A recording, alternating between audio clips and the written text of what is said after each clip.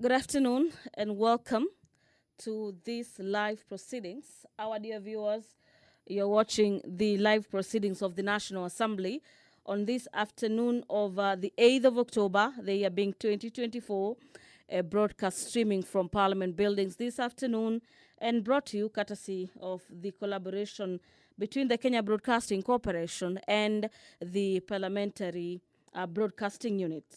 In the highlights of business this afternoon, we have a special motion on the proposed removal by impeachment of His Excellency Rigathi Gachagua, AGH, the Deputy President of the Republic of Kenya. This is a motion by Honorable Mwengi Mutuse. The member, through his special motion, is seeking to have the House that pursuant to provisions of Article 145, as well as Article 150, subsection 1 and B, and 2 of the Constitution, and equally pursuant to standing orders of the National Assembly, standing orders number 64 and 65, that the House resolves to remove from office by impeachment His Excellency Honorable Rigathi Gachagua, AGH, the Deputy President of the Republic of Kenya. This afternoon, we'll be expecting a resumption of debate in regards to this motion. The debate where members are considering the motion for impeachment by Honorable Member for Kibwezi West already kicked off during midday today. And this afternoon, we expect a resumption of debate for the remainder time allocated for debate in regards to this motion. Members will be contributing to the motion that has listed 11 grounds for the removal from office of the Deputy President of the Republic of Kenya. Among the charges listed in the motion is the gross violation of Article 10, subsection 2A, B and C, Article 27, subsection 4, and Article 129, subsection 2 of the Constitution, and equally Article 147, subsection 1, as read together with Article 131, subsection 2C and D of the Constitution, that His Excellency the Deputy President has persistently made utterances threatening to discriminate, exclude, and unlawfully deny sections of the people of Kenya and the regions of the Republic of Kenya equal opportunities for the public service appointments and the allocation of public resources.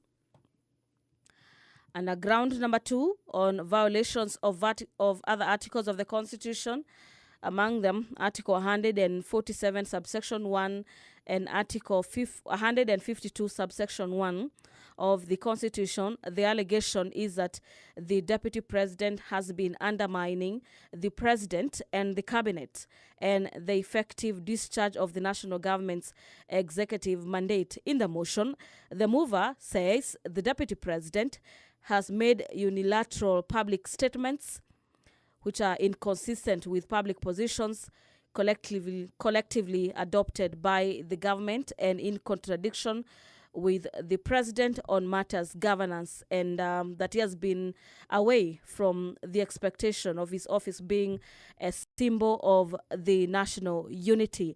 Our dear viewers, the Speaker's procession is already in the chamber this afternoon. The Sergeant at Arms carrying the mace, closely followed by the Speaker of the National Assembly, Honorable Moses Wetangula, are in the chamber ready to ensure that this business goes on seamlessly.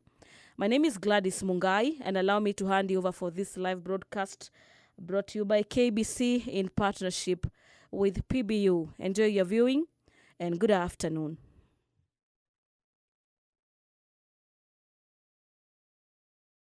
Waheshimiwa, tuombe. Ewe Mwenyezi Mungu ambaye kwa hekima na wema wako umetoa nyadhifa za viongozi na mabunge kwa ustawi wa jamii na utawala haki wa wanadamu, tukusihi utazame kwa neema nyingi sisi watumishi wako ambao wameridhika kutuita ili tutekeleze shughuli muhimu za jamhuri yetu. Tunakuomba uteremshie baraka zako sisi tuliokutanika hapa, na utujalie tuyatende na kufikiria mambo yote atakayofikishwa mbele yetu kwa njia ya haki na uaminifu, ili utukufu na sifa zako siendelezwe, na ili kustawisha amani, ufanisi na heri ya nchi yetu na wale ambao hajasawa umezikabidhi mikononi mwetu. Amen.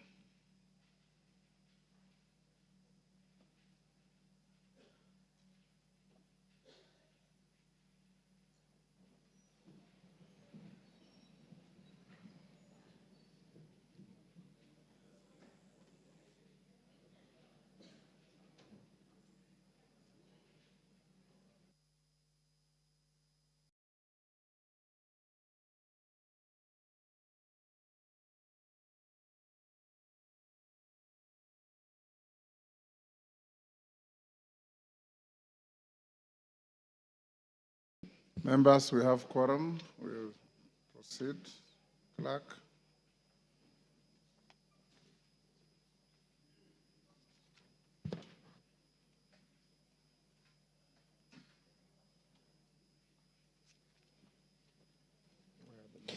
Order number 1, administration of oath.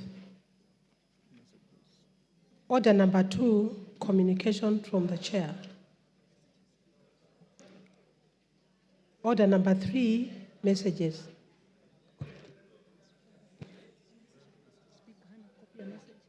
Okay. Order number 4, petitions. Order number 5, papers. Order number 6, notices of motion. Order number 7, questions and statements.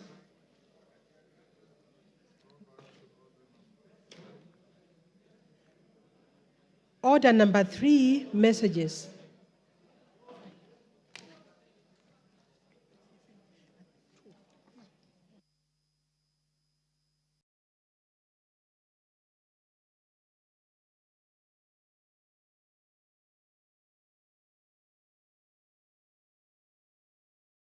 Members on their feet, take your seats.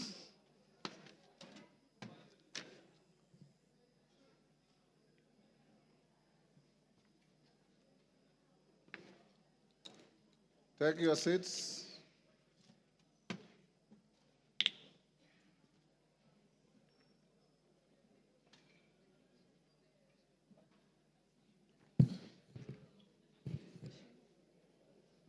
Honorable members, I have a message from the Senate.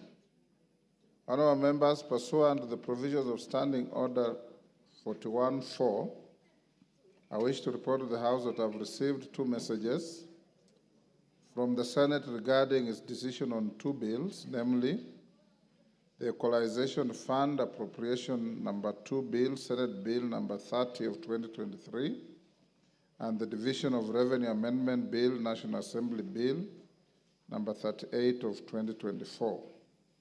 Honorable members, the first message conveys that on Tuesday, 17 September 2024, the Senate considered and rejected the National Assembly's amendments to the Equalization Fund Appropriation Number 2 Bill, Senate Bill Number 30 of 2023.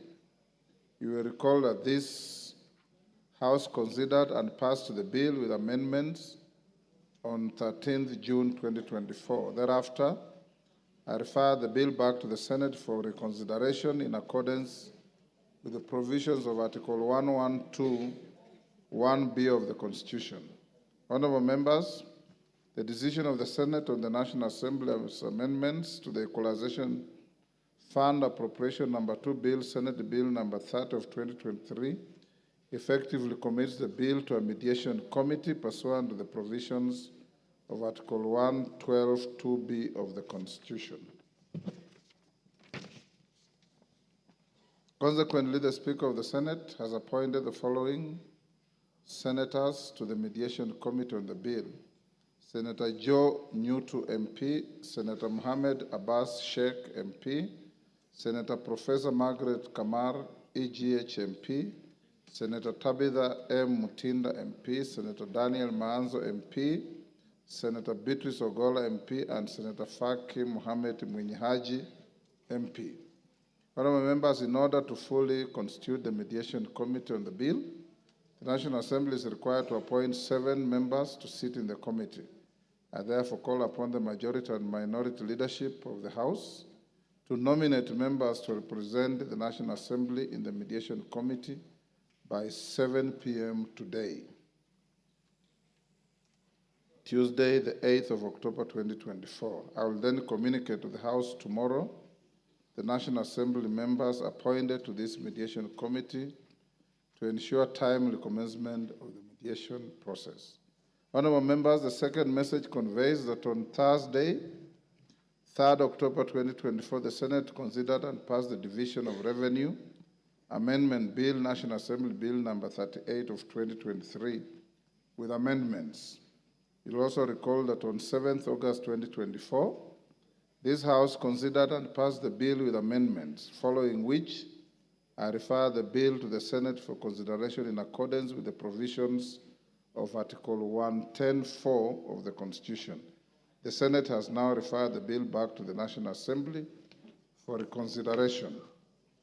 Honorable members, with respect to the Division of Revenue Amendment Bill 2024, I direct the clerk to circulate the Senate amendments to the bill to all members.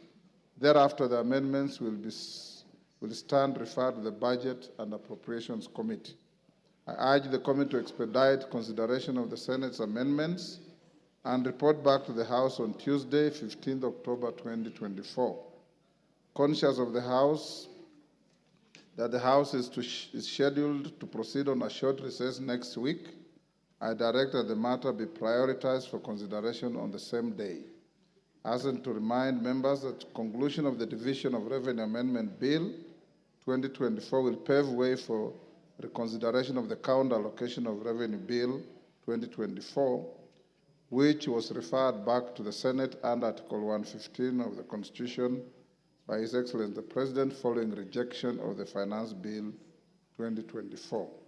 This will facilitate disbursement of the requisite funds to account governments and avoid further stalling of operations of the devolved units. The House is accordingly guided.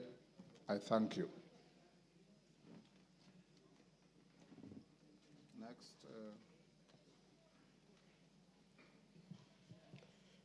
Order number 8, special motion, proposed removal by impeachment of His Excellency Rigathi Gachagua, EGH, Deputy President of the Republic of Kenya.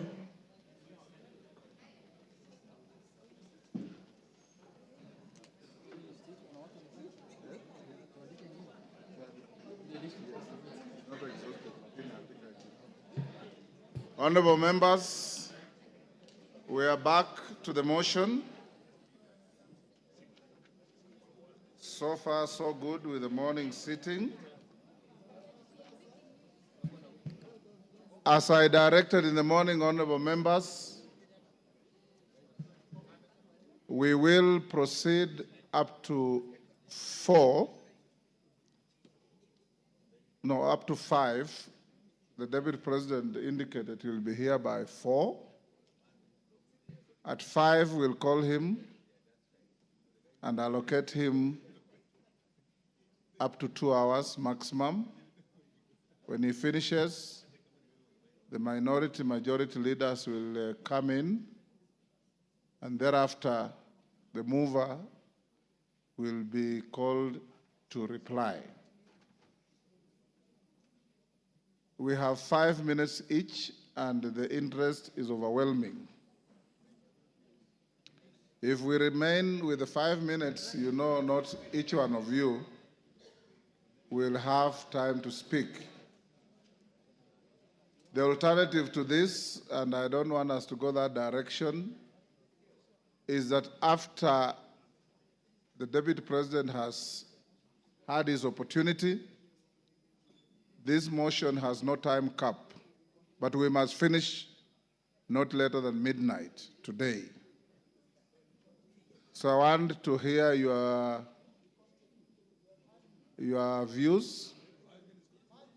We continue with 5 minutes. And after the Deputy President speaks, I'll go to the minority, majority, and reply, and you go to the vote. Is that all right? Yes. Excellent. At the time we concluded, it was Honorable Kajwang from my left who had spoken. I'll now open the afternoon with the member for Ugenya.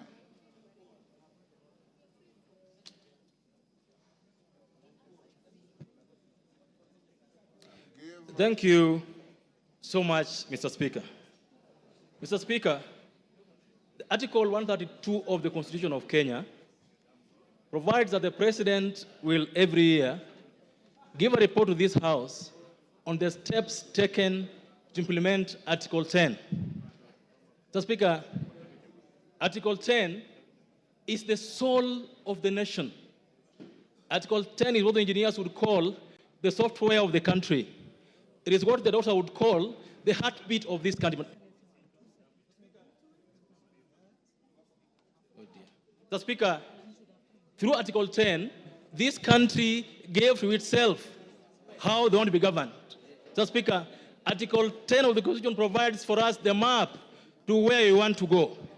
Mr. Speaker, in the last 1.5 years, we've listened to and been treated to, Mr. Speaker, the Deputy President piercing with a sharp knife through the very heart of the nation, Mr. Speaker. When we went to give ourselves a new constitution, Mr. Speaker, we said tribalism, nepotism, corruption, Mr. Speaker, are our ills. And we said that we will entrench Article 10 and ensure that going forward, we live as a country together, united, Mr. Speaker. Mr. Speaker, for the last 2 years, the Honorable Gachagua has not only put a knife onto the back of our values and shared principles, but he's kept turning that knife, Mr. Speaker, to the level where if we allow him to continue being Deputy President, Mr. Speaker, we are going to risk the loss of the heart of this country, Mr. Speaker. Mr. Speaker, the move of this motion, the Honorable Mutuse, read what appears in Article 10, Mr. Speaker. Mr. Speaker, there is nothing to say about a person who believes that this country should only belong to one region, Mr. Speaker. It has to be clear today that we are not impeaching Mount Kenya. We are not impeaching the Kikuyu. We are impeaching an individual who has refused to follow the law every single day of his life. Mr. Speaker, Honorable Gachagua is the Deputy President of the Republic of Kenya, not the Deputy President of Mount Kenya, Mr. Speaker. He is the Deputy President of Kenya Kwanza, not Murima Kwanza, Mr. Speaker. It has to be said today that if you are to build together, if you are to run a country that has shared values, shared principles, and shared prosperity, Mr. Speaker, all of us must believe that our leaders will live within the four corners of the law. Mr. Speaker, it is true, and it's been said by Kenyans, that we are all tribal. Of course, we all come from tribes. We also have our own tribal sentiments, Mr. Speaker. We all have our feelings about what should happen to our tribe, Mr. Speaker. Mr. Speaker, it's even been said that Kufa Dereva, Kufa Makanga. It's also been said that all of us sitting here today have some tribal things in our closet, Mr. Speaker. That is true. But, Mr. Speaker, and you are a seasoned lawyer, when you go to court and you are charged, and the others you are charged are not in court, they say, Rigiji, Gachagua, and others not in court. The case here today is that of Rigiji, not others not here today. The case we're dealing with today is the case of Makanga, not Dereva, not passengers. So, Mr. Speaker, we have to deal with a person who believes that his job is to represent Mount Kenya. Mr. Speaker, on this side sits members of parliament elected by Mount Kenya people. On this side sits members of parliament from Nyeri, from Kirinyaga, from Muranga, from everywhere. Those counties also have governors. Nobody appointed Rigiji to be the benefactor. No one appointed Rigiji to be the custodian of Mount Kenya. No one. Because our constitution provides for leaders from that place to represent them. Mr. Speaker, by his actions that are against Article 10 of the Constitution, Mr. Speaker, Rigiji has alienated Mount Kenya from the rest of the country. He is fought so hard to be the Mount Kenya kingpin, Mr. Speaker, and I believe that this House must impeach him so that he can go and be the kingpin of Mount Kenya, not the deputy president of this country. That's what we need to do this afternoon, Mr. Speaker. Mr. Speaker, yesterday I heard him mention the name of our PCS, the name of the Ford Kenya leader. Mr. Speaker, coalition agreements are done. Give him 1 minute. Coalition agreements are done between parties and among parties, Mr. Speaker. And if, for example, MDG where I run has shares in the government, the shares are for the whole country, not for a tribe or for an individual, Mr. Speaker. Mr. Speaker, today, I must say that we will impeach him. But all of us here today must also soul search that as you impeach Gachagua, have you lived a better life yourself as a Kenyan? Have you lived a better life as a leader? What have you done in your closet that reflects what Gachagua has done? We'll impeach him, but we must also change our ways as a country, from the president down to all of us who lead in this country, Speaker. I support and believe that he must be impeached. Commissioner Patrick Makau. Thank you, Mr. Speaker, for giving me this chance. Mr. Speaker, from the onset, allow me to give thumbs up for one Honorable Ecomas Mwengi Mutuse Massive. Mr. Speaker, I give him thumbs up for executing this motion and showing Kenyans that leadership is not about where you come from, who you are, but how you perform your duties. Mr. Speaker, this morning, I've heard many speakers talk to this motion.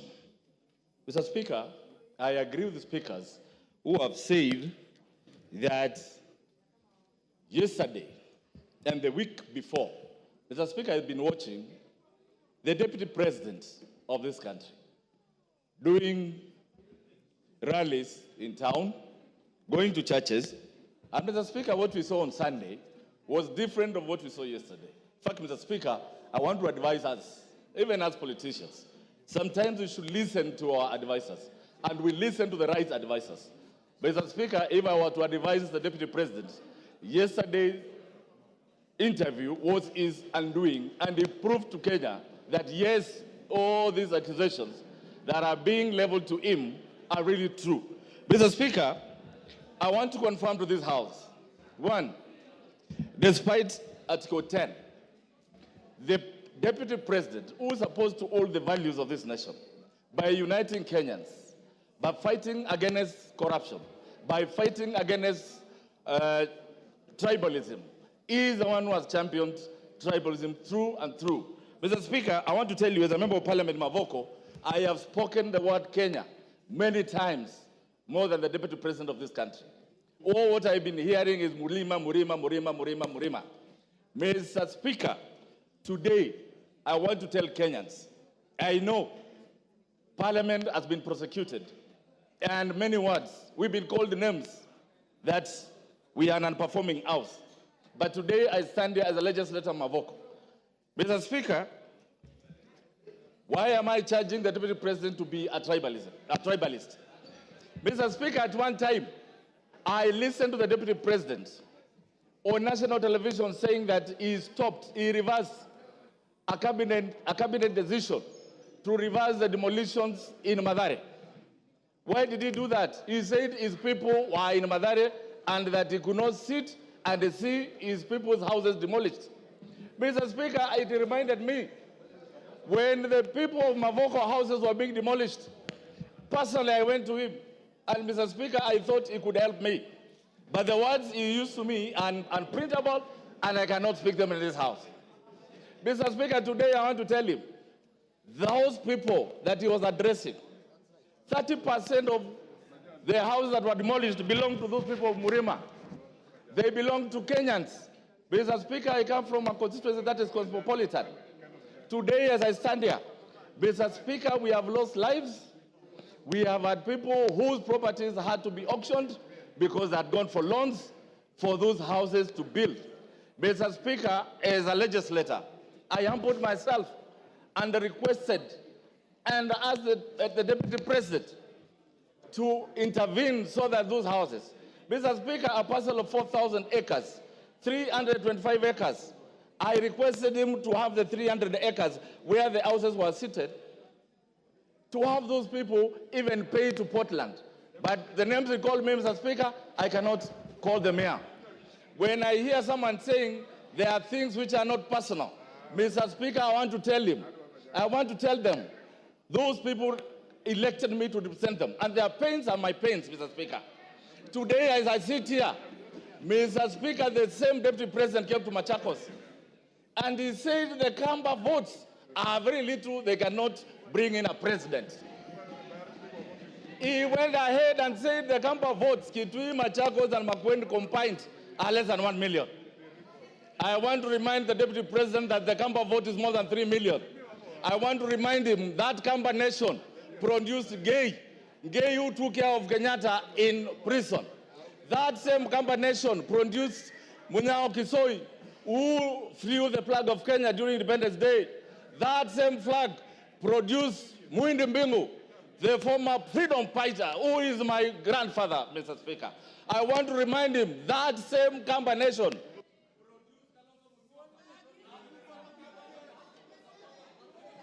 Give him 1 minute. 1 minute. Mr. Speaker, that same Kamba nation that you said their votes were useless, they are the ones who are running every night now, calling for them to come and save you in this budget motion. Mr. Speaker, I want to remind him that every tribe in this country is important and he should live to respect them. I support this motion for every reason and every accusation that he has been accused of. I thank you, Mr. Speaker. Honorable Sane.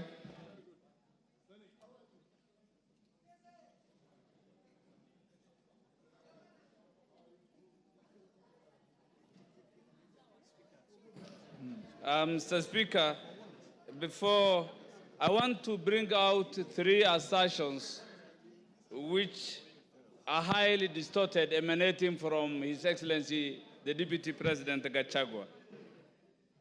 One, that he is a co-president. In every general election, 6 ballot papers are being issued to voters.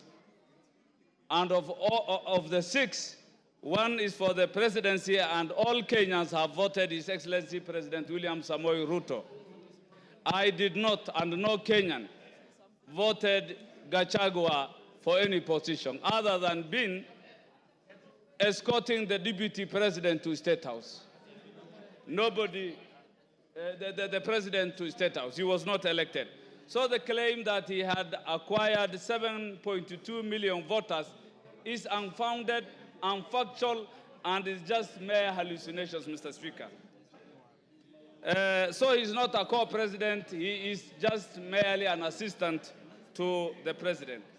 A second thing, Mr. Speaker, he always talks of being trained in paramilitary exercises or acquired paramilitary training.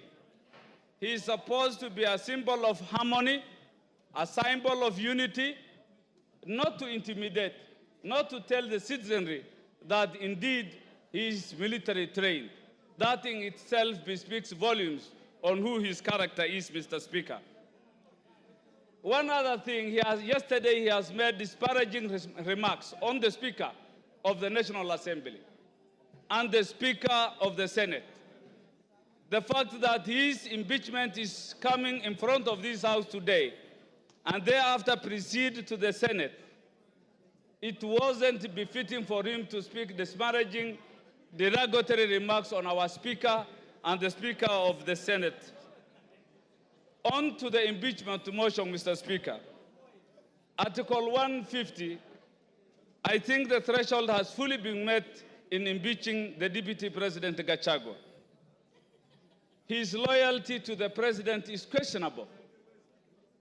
His visits, whenever the President goes out of the country, the Deputy President is never seen to see him off. Whenever the President comes into the country, the second principle is always not available to receive the President. He gives press releases that contradicts the President, talks too much, giving epithets that make our President, demean our President, projecting our President a liar on several occasions. Yesterday, all Kenyans have heard that it is His Excellency the President Ruto who taught me how to respond to civil servants, how to address intelligence officers, like Nurdin Haji, like the CID officer Amin. That in itself depicts lack of respect for the presidency. Mr. Speaker, it is clear in our constitution that he is the second in command as espoused in Article 147.3 as read with 134. This he has failed. He has also shown massive erosion of the position of the executive, not being the assistant and showing the unity so expected of him, Mr. Speaker. Mr. Speaker, the Deputy President severally pronounced himself on matters discriminating Kenyans, that he has gotten his share of cabinet secretaries in his region. Cabinet secretaries belong to all Kenyans, and I think that doesn't befit. He has addressed public servants in public, and in all aspects, he has violated Article 232, which is the same principles that is expected for the executive. Finally, Mr. Speaker, he also talked ill of public participation. The courts have declared themselves that public participation was well done, and yesterday it was clear that he was contemptuous that the public participation done by the National Assembly did not meet the required threshold, and that, I believe, is also being so contemptuous of this House. With those few remarks, I support the impeachment. Thank you. Rafael Wanjala.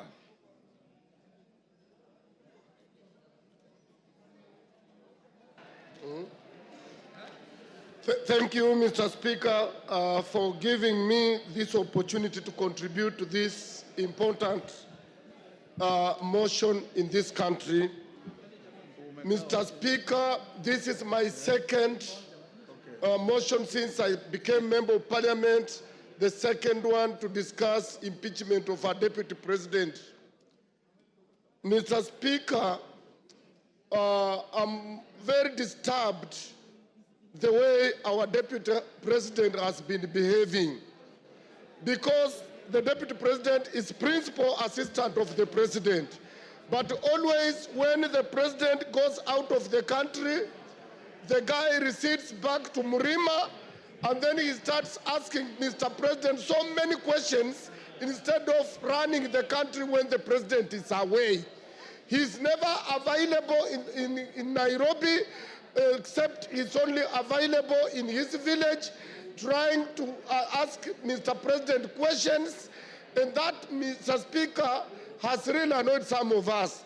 Mr. Speaker, when there were floods, this Deputy President, Mr. Speaker, was assigned by the President that he's supposed to take care of the disaster that was there at that time.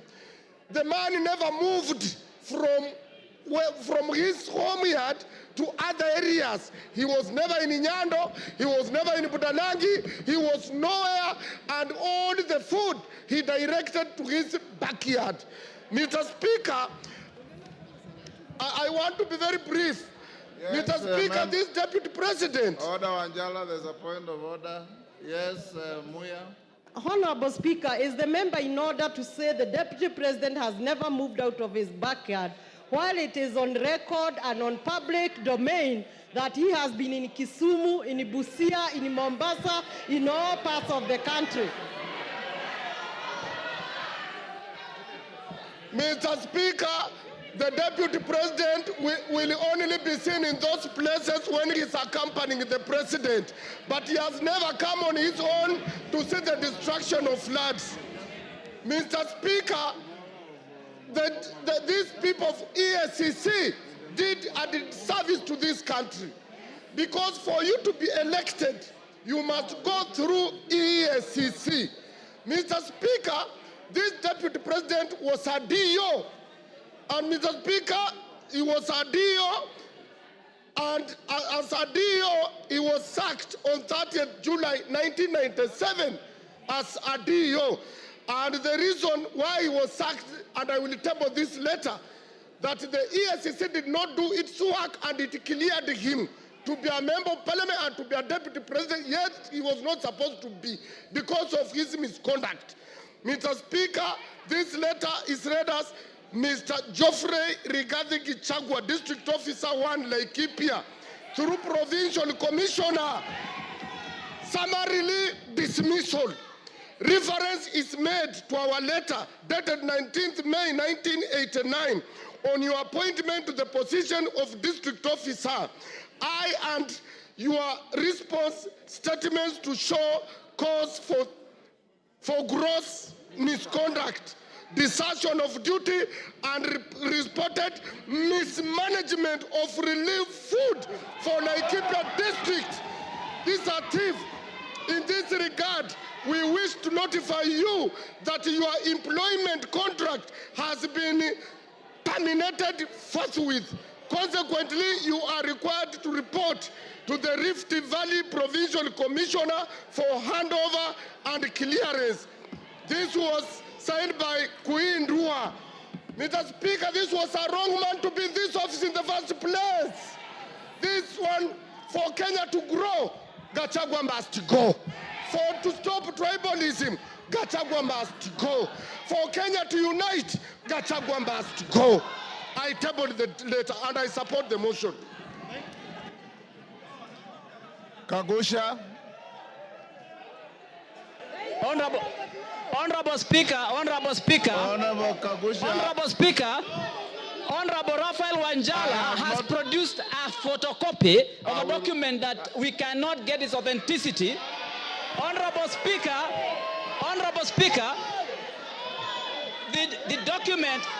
the document that Honorable Raphael Wanjala is referring to is not. Order, Honorable Kagusha. Order. Take your seat, Honorable Kagusha. Honorable Kagusha, first, from where you are sitting, you have not seen the document. Secondly, the Speaker is fully conversant with the rules of admissibility. And I'll look at the document and I'll direct you on how to use it. I thought I had given you an opportunity to contribute. You are going at a tangent that is totally unnecessary. If you want to contribute, that is what I had given you. If you are not ready to contribute, I give somebody else. Thank you, Honorable Speaker. I want to stand, and I stand guided. Honorable Speaker, I want to stand to oppose the motion to impeach the Deputy President. Honorable Speaker, the reason why the new constitution brought about the issue of having a deputy president position, which is not an appointed position anymore, but a position that the president and the deputy would be conjoined together at the point of election, is so that the two of them can be able to work together. And that is what the country desired. That is what our people of this Republic of Kenya voted for in 2010 in the new constitution. Honorable Speaker, I want to believe that when we have been able to get the two of them, we should be able as a country, as much as practically possible, ensure that whatever misunderstanding and whatever differences that may appear or may exist between the two of them, yes, Kagombe. We get... Kagusha, hold. Honorable Gigi Kagombe, what's your point of order? Mr. Speaker, is the honorable member in order to disparage the Constitution and mutilate it in the manner he is doing by disputing the provisions of Article 150 of this Parliament to remove a sitting Deputy President? It is constitutional, it is written, it was passed by us in 2010, and that work is given and granted by the Constitution to this Parliament. Therefore, the fact that the President and the Deputy President were elected together doesn't stop the provisions of Article 150. So therefore, he should withdraw. Honorable Speaker, you know there's a reason why Honorable Kagombe is called Kagombe and not Kigombe. It's because a small cow jumps before he jumps, you know, a small calf. Honorable Speaker,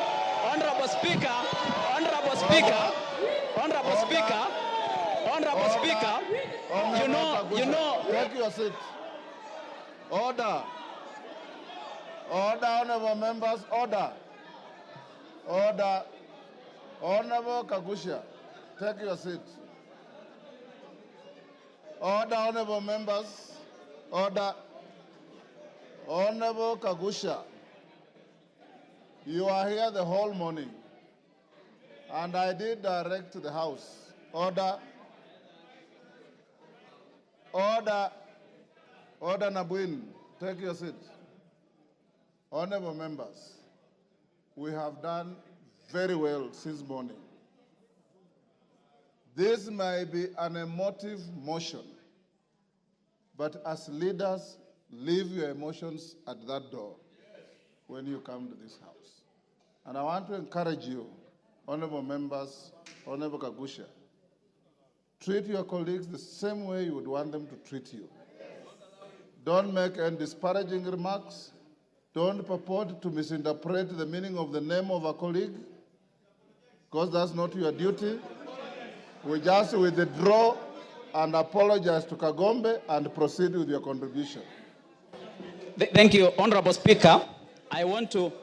Honorable Speaker, I want to withdraw the naming of Honorable Kagombe and apologize, Honorable Speaker. No. Honorable Speaker, I also hope that you have noted the Honorable Amombi has hit me with a bottle of water. Honorable Speaker,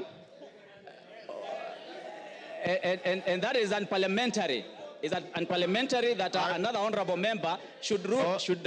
Order. Honorable Amombi, did you throw a bottle? Take your seat. That is very unparliamentary. Take your seat. Amombi. Mr. Speaker, it's very bad that Honorable Kagusha can lie to this House. He is lying. Mr. Speaker, Honorable Kagusha is lying. Let him continue with the speech, but he should not lie in this House. Order, honorable members, to the extent that the Speaker didn't see and Honorable Kagusha is not claiming any injury, let's leave it there.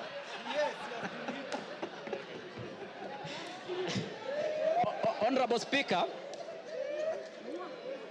I am of the opinion we have a respectable gentleman by the name Henry Kissinger, and Henry Kissinger did state that the quest for peace and order has two elements that are sometimes treated as contradictory.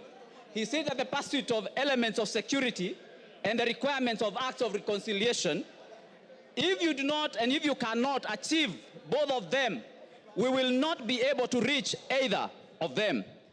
The road to diplomacy, Honorable Speaker, Henry Kissinger did say that may appear complicated and frustrating, but progress to it requires both vision and the courage to undertake that journey. Honorable Speaker, I'm of the opinion that when we have our two senior-most gentlemen in this republic having such kind of a disagreement or an issue that is a misunderstanding, we should seek the way of reconciliation. The way I see us doing now, we are just following on the issue of security. We are looking at the issues of removal, yet we are not pursuing a very important goal in this, and that is reconciliation. And for that matter, Honorable Speaker, I am of the opinion that we should seek a way that we can be able to bring the two gentlemen together. Honorable Speaker, you know that in the past we have brought an elder by the name His Excellency Obasanjo. We have brought Senator Kuhn from US. We have even had a gentleman by the name Museveni, His Excellency Museveni, who have in the past mediated when our two senior-most leaders in this country have disagreed. And for that reason, Honorable Speaker, I want to remind you that we have even had Kofi Annan in Kenya.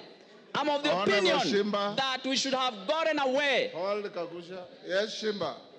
I want to inform Honorable Kagusha that by any dictionary that is known in this world, Honorable Speaker, I did not ask for information from Honorable Omar. Just relax. Order. Honorable Speaker, I do not desire to have any information from Honorable your information. Take your seat. Finish up. Thank you, Honorable Speaker. So, Honorable Speaker, I would like to complete my statement. Yeah, finish up. Give him a minute. Finish up. Time is up. Give him a minute. Thank you, Honorable Speaker. I would just like to complete my statement by saying that I wish that as a country, we are able to come up with a mechanism in which we can be able to bring our senior leaders when they have a disagreement in such a way that they can be able to reconcile and agree. Because, Honorable Speaker, even when we open the Pandora's box of impeachment, Honorable Speaker, we are going to be opening something that we may not be able to contain. We are now likely to have many impeachments coming to this House because we have started something that, Honorable Speaker, sometimes we are not able to contain in coming days. Thank you, Honorable Speaker. He's off the floor, Jeanette, so you cannot raise. Mr. Speaker, I wanted to clarify that the matter before the House is not a disagreement of anyone. It is a motion that has been tabled by Honorable Mutuse that has 8 counts, 11 grounds. Mr. Speaker, we are discussing a motion that contains 11 grounds. We're not discussing any disagreements of anyone with his wife, with his boss, with his children, with his mother, with his uncle, with his cousin, with his farmer, with his cook. We're not discussing those things, bro. Mama Zamzam. Mheshimiwa Spika, na mimi niweze kuchangia mada ya leo ya kuweza kung'oa mamlakani naibu wa rais. Mheshimiwa Spika. Mheshimiwa Spika, naibu wa rais amekuwa akizunguka Kenya nzima. Na akizungumza, mimi kwanza nilikuwa nauliza Mheshimiwa Spika, naibu wa rais amesahau dawa zake kumeza ama kuna shida Mheshimiwa Spika? Kwa sababu Mheshimiwa Spika, naibu wa rais alikuwa akizunguka kila mahali. Anazungumzia mambo ya ukabila, anazungumza mambo ya shares. Mimi najiuliza, Mombasa County Mheshimiwa Spika, sisi ndio tulikusanya ushuru zaidi tukawa nambari 1 Mheshimiwa Spika. Lakini naibu wa rais akizungumza, anazungumza mambo ya shares, mambo ya mlima, mambo ya nini. Na Mheshimiwa Spika, ukiona naibu wa rais anaweza kumkosoa rais mbele ya wananchi Mheshimiwa Spika. Mheshimiwa Spika, Honorable Mchomba, hold Mama Zamzam, hold her time. Yes, Honorable Mchomba.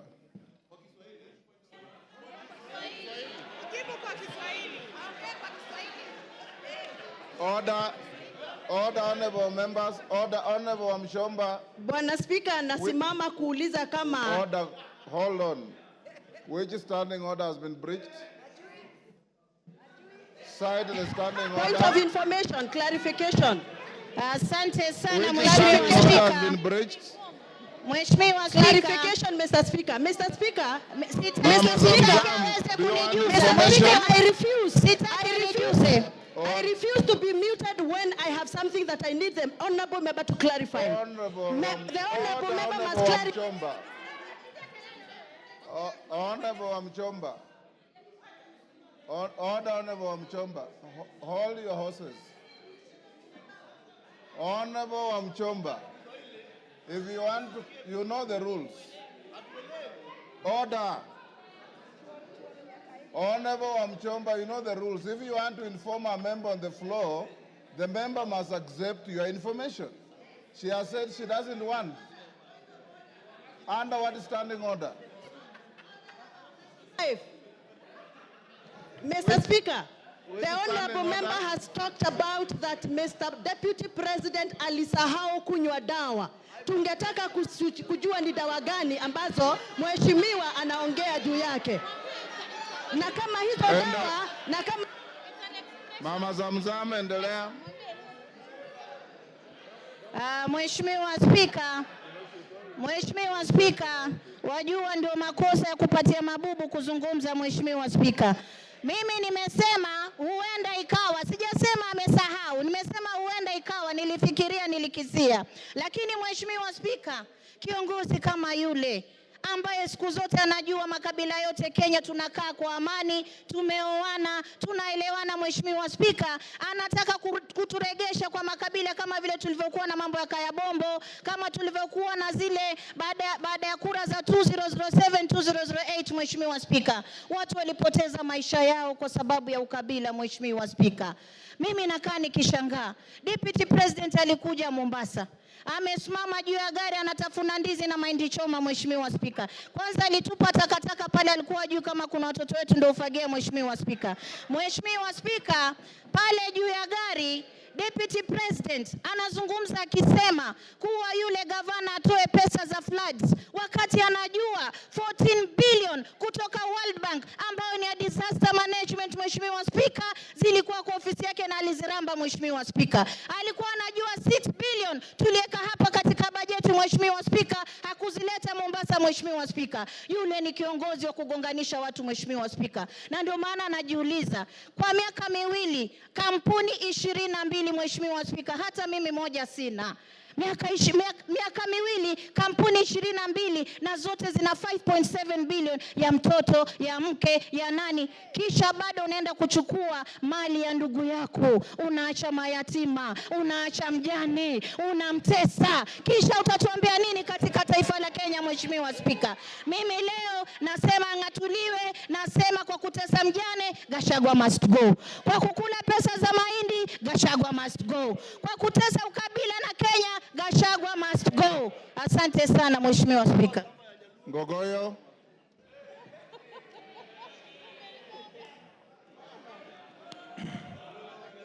Thank you, Mr. Speaker. Mr. Speaker, sir, I rise to oppose the motion by the Honorable Mwengi Mutuse, Member of Parliament for Kibwezi West. Mr. Speaker, I, representing the people of Kajiado North, Mr. Speaker, I have gone through the motion and the issues that Wakili Mwengi Mutuse has raised.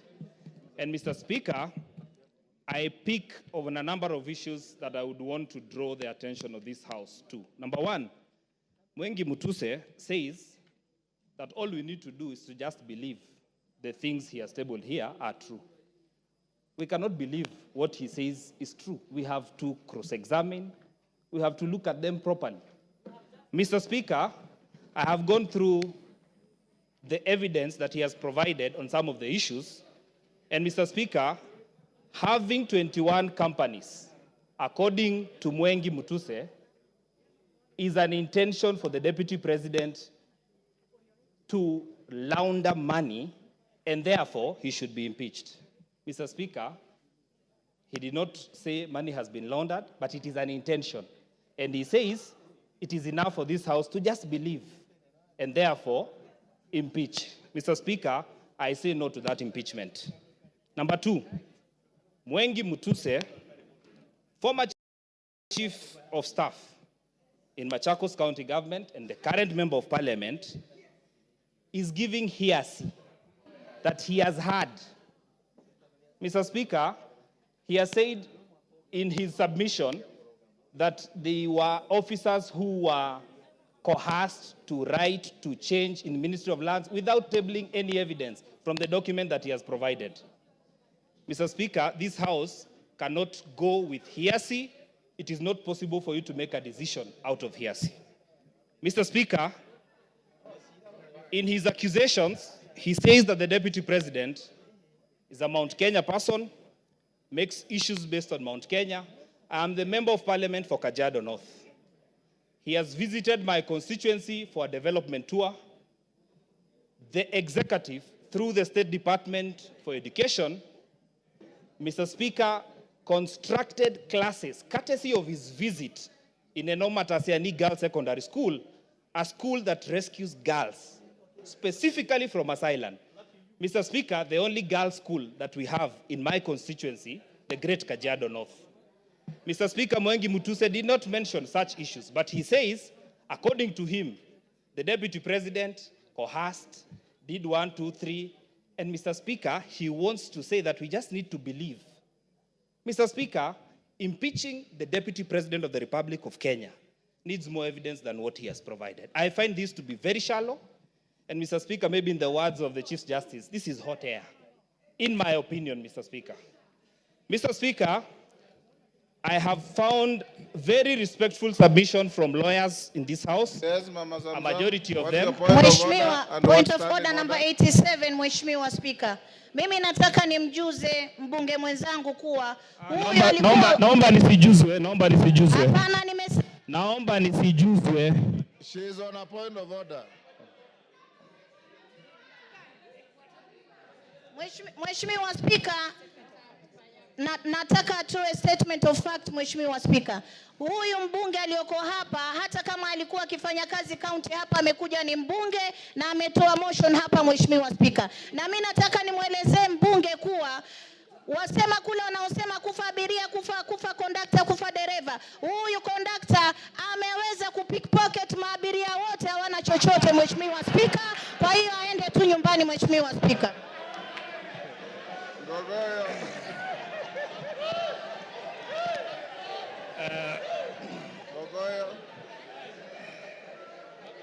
Thank you. Thank you, Mr. Speaker. Yes. I choose to stick to content. Your time I is choose up. to stick to matter. Go on. I choose to ignore the honorable member. Mr. Speaker, I therefore want to submit to this House that, Mr. Speaker, when a whole deputy speaker of this assembly goes to a public function in Nandi and says that I will oversee the impeachment of the deputy president, and comes to this House and is expected to vote, do you expect fairness?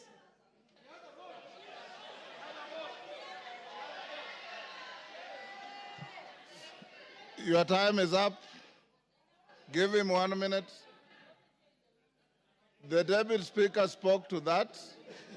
Thank you. She has a vote unlike the speaker. Yeah, but Mr. Speaker, I just want to say And she that will I not find... preside on these proceedings. Okay, because I respect you, Mr. Speaker, I will not engage on that matter. Therefore, Mr. Speaker, I want to submit that Ngogoyo Onesmus Nguro, Member of Parliament for Kajiado North, says no to the impeachment of the Deputy President of the Republic of Kenya. Member for Taveta. Member for Taveta.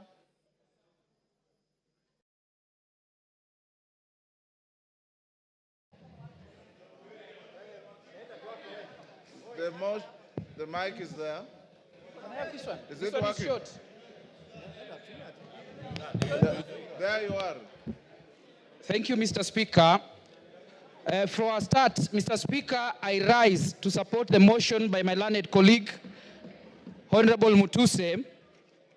Most of the things, Mr. Speaker, have been said, but allow me to say a few things. Number one, allow me to borrow on the then Council of White House during the Clinton administration. He said, impeachment is not a remedy for private wrongs.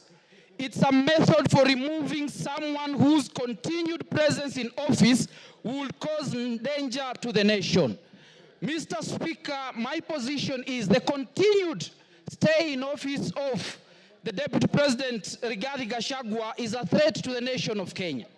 I continue by saying this, Mr. Speaker. Between 1963, when we got independence, we had a vice president in the name of Jaramogi Oginga Odinga. He never said, do not touch Luo Nyanza. During the President Moi's regime, we had George Saitoti. We had Musalia Mudavadi. He never said, do not touch Luya Nation. During the time of Stephen Kalonzo Musyoka, he never said, do not touch Ukambani. But we have a deputy president, Mr. Speaker, who is obsessed with a certain region in this country. Mr. Speaker, secondly, Mr. Speaker, much has been said by my learned colleagues in this House. But I want to borrow something, Mr. Speaker. Article 145 of the Constitution provides for reasons for impeachment of a deputy president and the president.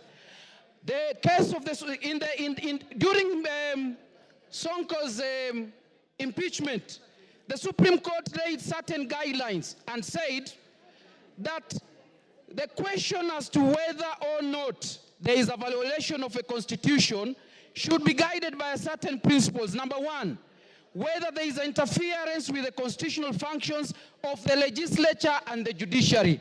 My submissions is that the utterances of the Deputy President in relation to his cases in court is interference with the constitutional functions of the legislature and the judiciary.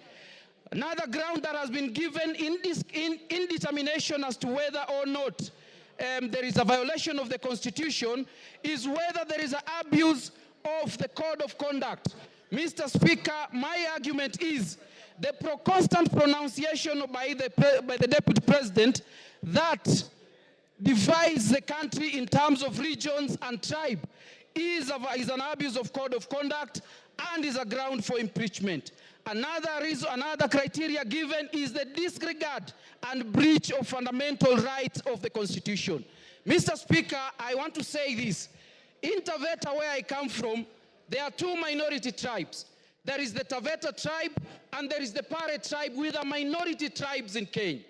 Article 56 of the Constitution says that the state should do everything within its means to ensure that marginalized tribes in Kenya are protected. Mr. Speaker, the pronouncement of the Deputy President about a certain region without considering the Tavetas of Taveta, or the Pares of Taveta, is a violation of fundamental rights and freedom as guaranteed by Article 56 and is a ground for impeachment. Very lastly, Mr. Speaker, I want to say this. Even in Taveta, there are Kikuyus. So if we constantly obsessed of Mount Kenya, who will speak for the Kikuyus who live in Tavetas? And that is why I'm saying, Mr. Speaker, because of the obsession of Mount Kenya, because of obsession of a certain region, Rigathi Gachagua must go.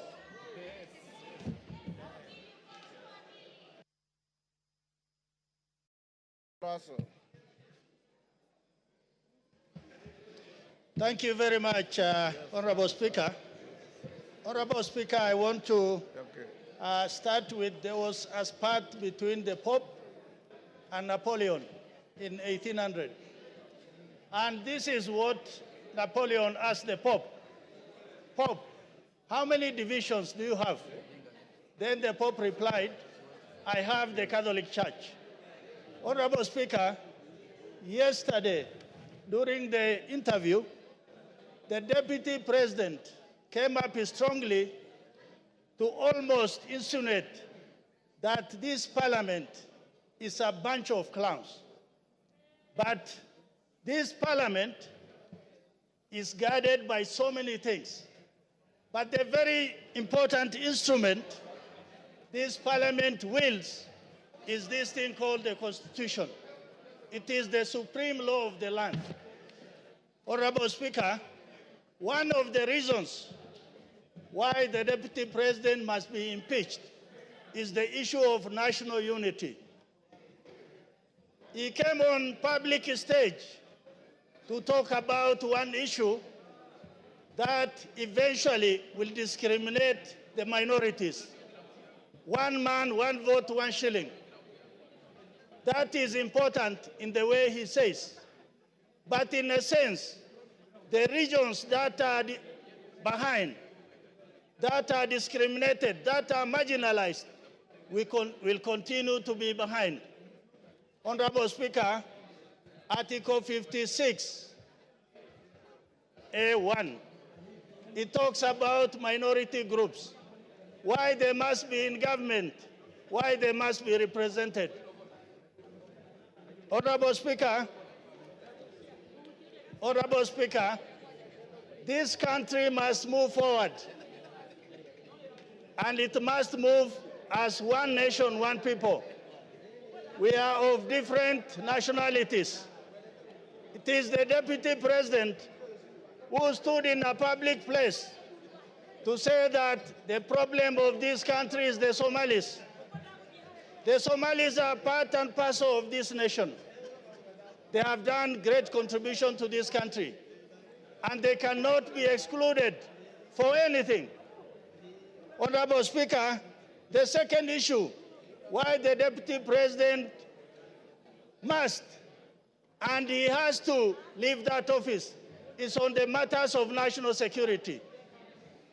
He is privy to National Security Council meetings. He attends. Sometimes he could chair. for him to come out and divulge those information to public of need-to-know basis, then it means he has crossed the red line. Honorable Speaker, the third issue is Article 147. The Deputy President is the principal assistant to the President. And sometimes when the President is away, he's delegated to be the President. This happened in the 11th Parliament when Uhuru Kenyatta was attending ICC. And he wrote down that President Ruto will act on his behalf. It can happen even this time. If we have a president who is already determined to discriminate some parts of the country, then how do we trust him with power? Honorable Speaker, lastly, he is not assisting or supporting the president. Finance Bill 2024-25 was thrown out by Parliament, was thrown out by the people. Not that people didn't want it, not Parliament didn't want it, because he never supported it. He kept on campaigning against the finance bill. For those reasons, Honorable Speaker, I think the Deputy President must be impeached. Thank you, Honorable Speaker. Farah Maalim.